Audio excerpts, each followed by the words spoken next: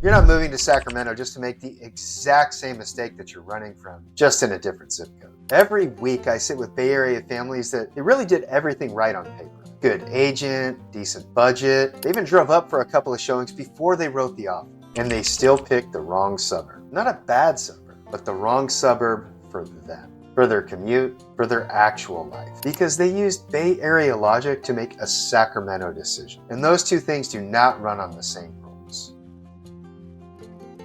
I'm Reese, and I help buyers relocate to the greater Sacramento area. Places like Roseville, Rocklin, Lincoln, Granite Bay, Folsom, Oak Grove, and really everywhere in between. And much of my week is spent talking people off the ledge who are still living in the Bay Area before they buy the wrong house up here. Not because Sacramento's complicated. It's not. It's just different. And different gets expensive the second you assume that it works like Palo Alto with cheaper price tags stapled on. Now, this isn't a top 10 suburbs video.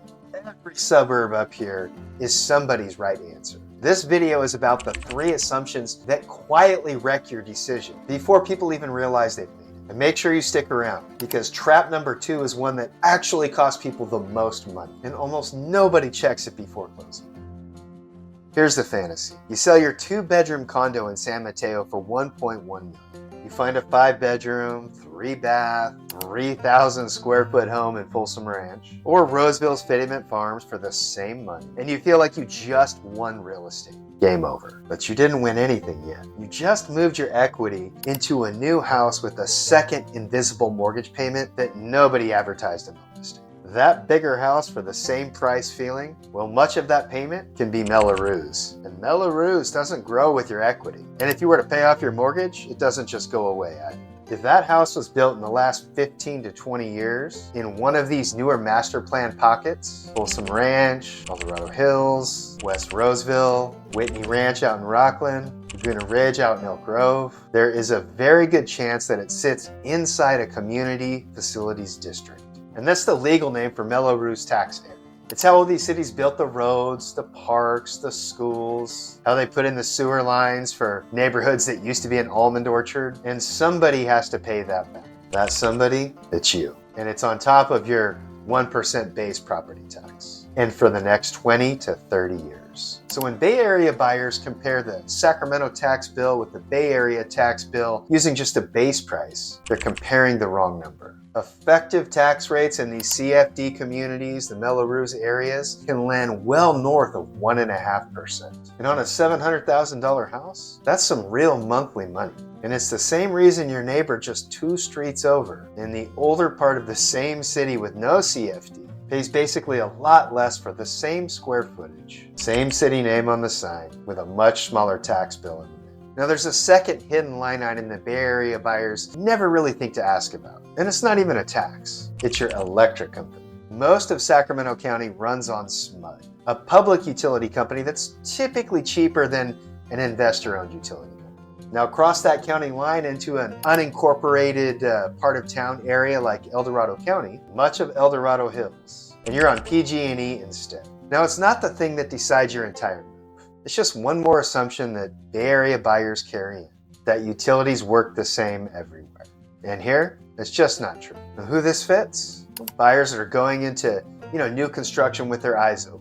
You know the CFD, the Mello-Roos number. Your lender ran the actual payment, including the assessment, not just the base tax. And new construction in all these areas can absolutely be the right move. But who should maybe stop and think twice? Well, anyone doing Bay Area math in their head and assuming that property tax line item on Zillow is the whole story. Zillow doesn't know the Mello-Roos schedule. They're guessing too. Now the second trap is it's just right off the freeway. Well, cool, but which freeway and right off it going where? In the Bay Area, being close to 101 or 280, that means something specific. But up here, being close to 50 can mean completely different things depending on which direction you're pointing. Highway 50 is the spine that runs from downtown Sacramento into Rancho Cordova, Folsom, and El Dorado Hills, all the way to Placerville and eventually Tahoe. Now, if your job or your kid's specialist or your in-laws are still down in the peninsula or maybe the South Bay, close to 50 does not mean close to the Bay Area. there is no fast way from El Dorado Hills to Palo Alto. You're looking at 80 to 90 miles through Davis and Vacaville on I-80, and it turns into a parking lot the minute there's an accident, or even a game downtown, or even rain. Yes, rain. In Sacramento, that is genuinely all it takes some mornings. Now let's flip it. If you're commuting inside the region, into downtown Sac, or even into Roseville or the Rocklin job corridor, along I-80 and Highway 65, close to the freeway still doesn't save you if you're close to the wrong interchange. The Watt Avenue merge on 50, the Biz 80 split into downtown, the 50-80 interchange itself, during rush hour. These are the choke points that locals really plan their day around. And nobody's mentioning that on a Saturday when traffic is light and the house looks perfect. A house that's 11 minutes from the on-ramp, but still 40 minutes away from your desk, that's not a short commute. It's a long commute with a shorter first leg. So who this fits? Fully remote workers, or people whose job is fully anchored to the Sacramento region. Downtown, Rancho Cordova, the Roseville Medical and Tech Corridor. For you guys, the highway proximity is a legitimate perk. But who should give it a second thought? Anyone still anchored to a Bay Area job 2 to 3 times a week or more. Drive the actual commute at 6 a.m. on a Tuesday morning before you write the offer. Don't trust the drive time that an app hands you on a lazy Sunday. Now, quick pause, because I know some of you are already running this math on your prospective suburbs right now. That's exactly the conversation I have with buyers every week. Pull up the actual parcel. Check if it's inside a CFD and run the real commute before you fall in love with quartz countertops and an open floor plan. Drop a comment with the suburb that you're circling, and I'll tell you straight up right there in the comment what things I would check out first. I'm not trying to talk you out of a move. I'm just trying to help you make sure that it's the right one. All right, trap number 3. And this one burns the hardest because it's emotional, not financial. Yeah, we picked this city for the schools. You actually didn't pick a city for the school. You picked an attendance boundary, and you might not even be in sight. School assignment in this region is address specific, not city name specific. And Folsom or El Dorado Hills on your mailing address guarantees you nothing. Folsom Cordova Unified covers Folsom and Rancho Cordova. And within that district, which elementary and middle school your kid gets depends on the actual boundary line, which can actually run right down the middle of a subdivision. Same story in El Dorado Hills. There, you're in unincorporated El Dorado County. And that feeds into both Rescue Union and Buckeye Union elementary districts. And then El Dorado Union High School District for high school. And which high school depends on the boundary, not the zip code. And Roseville has something similar going on with 2 different systems running at once, with different elementary feeder districts, landing kids in different high schools, depending on which side of town you're on. Sometimes, even those lines get blurred. Buyers can choose a house, they get the keys, and then they find out the school that they assumed, the one that came up when they searched best schools in Roseville, isn't even the one their kids are assigned to. That's not a rare mistake. That's a default mistake if nobody checks the parcel boundary before you make the offer. Rating sites rate the city and the schools. Boundary maps decide your kid's actual school. These are 2 totally different things, and only one of them matters. Who this fits? Buyers who verify the exact parcel before they write the offer.